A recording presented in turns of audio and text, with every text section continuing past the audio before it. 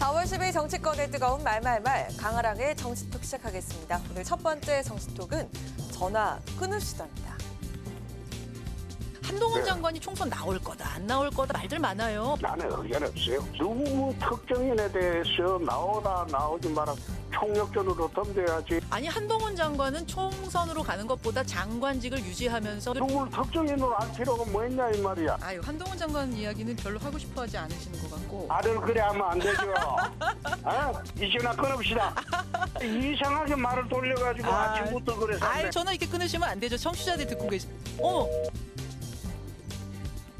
홍준표 대구시장이 라디오 인터뷰를 일방적으로 중단하면서 논란이 되고 있습니다. 사회자의 연이은 한동훈 장관 관련 질문에 홍 시장은 불쾌감을 여과 없이 드러내면서 전화를 끊었는데요.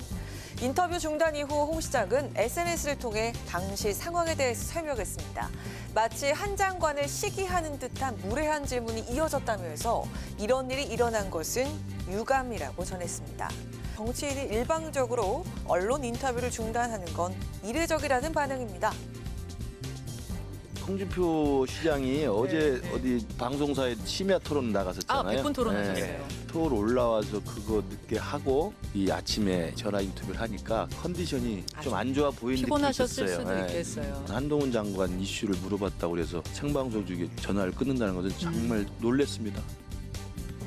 한편 총선과 관련해 여러 말이 나오자 김기현 국민의힘 대표는 엄격한 심사를 진행하겠다고 밝혔습니다.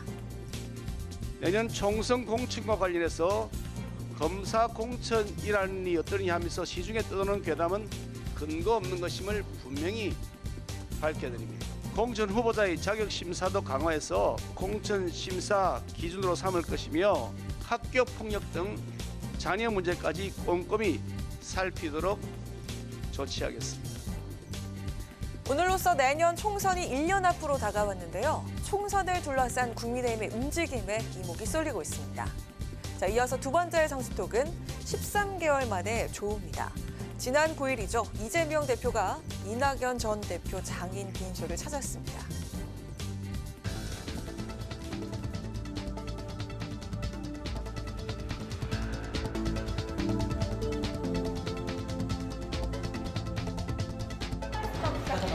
어떤 대화 나누셨는지. 한 13개월 만에 그 대선 후에 처음으로 뵙게 되신 건데 혹시 나누신 대화 있으신가요? 잠시만요. 네. 대선 경선 이후 13개월 만에 만난 두 사람. 약 20여 분간 이어진 조문에서 별도의 독대 시간은 가지지 않았다고 합니다. 정치적 현안도 언급하지 않은 채 안부만 전했다고 전해지고 있습니다. 이낙연 전 총리께서 한 10일 정도 국내에 머무신다고 하셨는데 혹시 뭐 따로 상 끝나면 만나자든지 그런 얘기 없었습니다. 네. 뭐 정치적인 얘기로 할 만한 얘기는 전혀 없었습니다. 이재명 대표께서 이낙연 전 대표님 깊은 위로의 말씀을 전했습니다. 그리고 이낙연 대표님께서는 거기에 대해서 이렇게 조문 와주셔서 고맙다는 감사하다는 말씀을 하셨고요. 당을 잘 이끌어 주십시오. 그렇게 이낙연 대표 얘기에 이재명 대표 그렇게 하겠습니다. 이 정도입니다.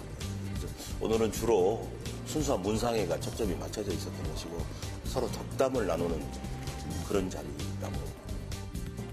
천준호 비서실장은 두 사람이 통상적인 애도 표시만 나눴다면서 조문 그 이상의 정치적 의미를 담지 말라며 선을 그었습니다. 이 대표의 사법 리스크가 불거지면서 이낙연 전 대표 등판 가능성이 꾸준히 언급돼 온 만큼 두 사람의 만남에 대한 여러 해석이 나오고 있습니다.